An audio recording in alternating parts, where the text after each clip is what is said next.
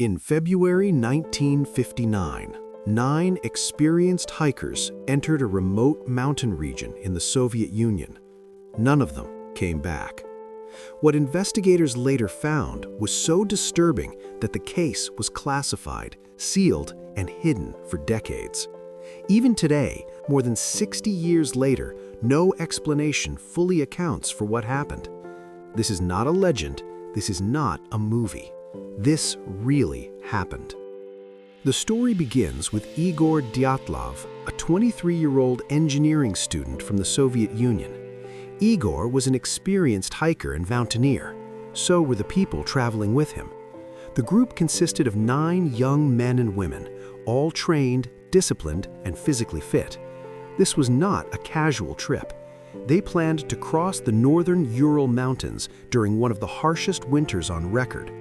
Temperatures regularly dropped below -30 degrees Celsius. Their goal was simple: complete a difficult hiking route to earn a top-level Soviet hiking certification. Before leaving, they told friends and family they would return by mid-February. If they didn't, a search would begin. That search would uncover something no one expected. On February 1st, 1959, the group set up camp on the slope of a mountain known by the local Monsey people as Holat Syakhl. The name translates to Mountain of the Dead. That night, something happened, something so frightening that the group cut their way out of their tent from the inside. When search teams finally arrived weeks later, they found the campsite abandoned. The tent was still standing, but it was torn open with long slashes made from the inside. Inside the tent, they found shoes, jackets, personal belongings, everything the hikers would have needed to survive the cold. But the people were gone. Footprints led away from the tent. Barefoot footprints, some wearing socks, some wearing only one shoe. They walked calmly downhill into the frozen forest. No signs of panic, no signs of struggle, just 9 people walking into the darkness in temperatures that guaranteed death. The first 2 bodies were found near a tree line. They were wearing almost nothing. Their hands were burned as if they had tried to warm themselves over a fire. The branches above them were broken high up, suggesting one of them had climbed the tree. Why? To look for something? Or to escape something? 3 more bodies were found between the forest and the tent. They appeared to be trying to return. They froze to death. But the remaining 4 were not found until months later, when the snow finally melted. What searchers discovered next changed the case forever. The final 4 bodies were found in a ravine. They were wearing clothing taken from the others. One woman was missing her tongue. Another was missing her eyes. Several had massive internal injuries, crushed ribs, shattered skulls, injuries normally seen in severe car accidents. And yet, there were no external wounds, no bruises, no signs of a fight. One hiker's chest was crushed with so much force that doctors said it could only be caused by something extremely powerful. But there were no footprints, no evidence of another group, nothing.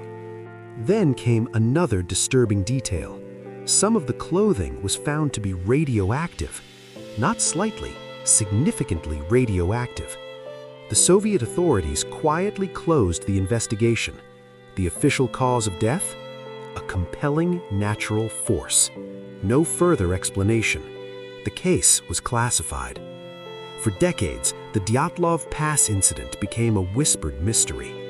Then, after the fall of the Soviet Union, files were released, and the theories exploded.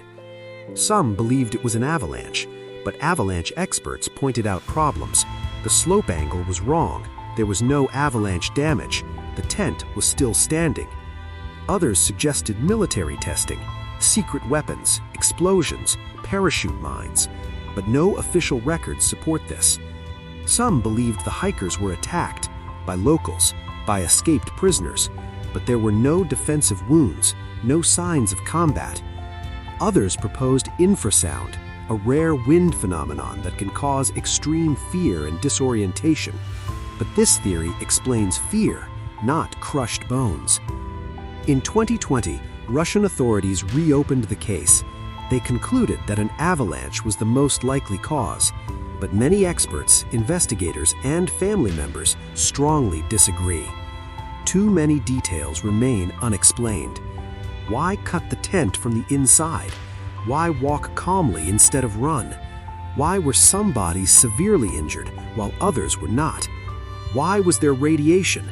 Why were some body parts missing? The truth is uncomfortable. Every explanation answers some questions. None answer all of them. And that is why the Dyatlov Pass Incident remains one of the most disturbing real events ever recorded. 9 experienced hikers did everything right, and still they died in ways no one can fully explain. This was not a ghost story. This was not folklore. This was a documented investigation by real authorities into real deaths. And even today, no explanation truly satisfies. This was a true story, and whatever happened on the slope of that mountain in February 1959, this really happened.